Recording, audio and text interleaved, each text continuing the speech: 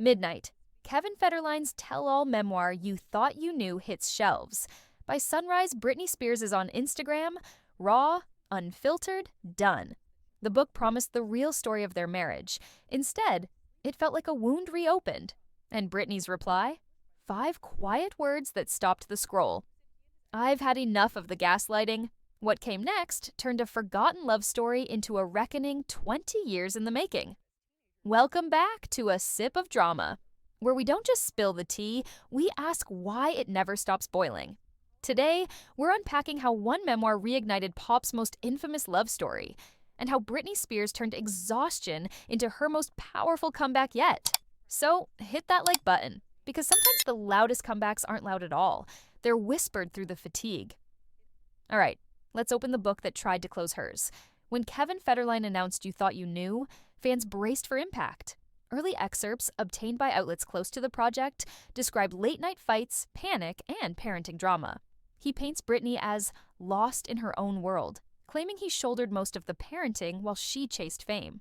But after years of quiet, critics ask the obvious. Why now? Some insiders say timing is everything.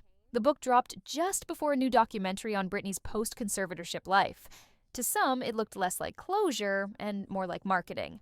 Old clips resurfaced, tabloids recycled headlines, and suddenly the 2000s were trending again. Britney, who'd spent 3 years rebuilding her life, was back in the narrative she never wanted. And then, she answered. At 8 a.m., Britney posted a short clip.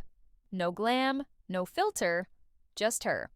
She looked tired, yes, but also free. She said Kevin's book felt like gaslighting wrapped in guilt, adding, I've made peace with my past, but apparently it hasn't made peace with me.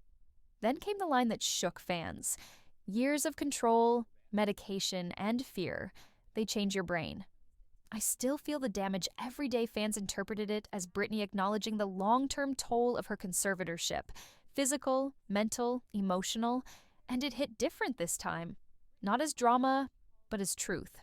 Because Britney wasn't shouting, she wasn't crying, she was calm, and that calm felt like power. Within hours, #WeLoveYou. Britney flooded timelines. Her video had millions of views before lunch. Even people who once doubted her found themselves typing messages like, she deserves peace. She ended her post with 7 simple words. I'm still here.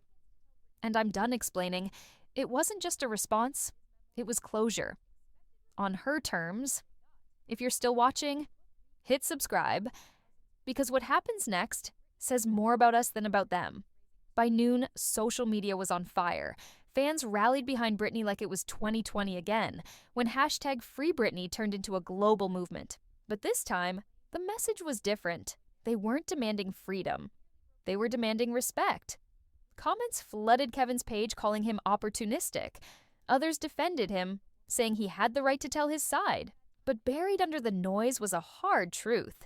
Britney's pain had always been public property. The tabloids in the 2000s built entire empires on her breakdowns. They sold photos of her crying, shaving her head, being chased down the freeway.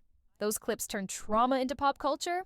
And now, decades later, Kevin's book, intentionally or not, reopens those wounds for profit. It's not just one man telling his story, it's an entire industry addicted to hers. And maybe, deep down, that's why the internet is so defensive. Because we all played a part.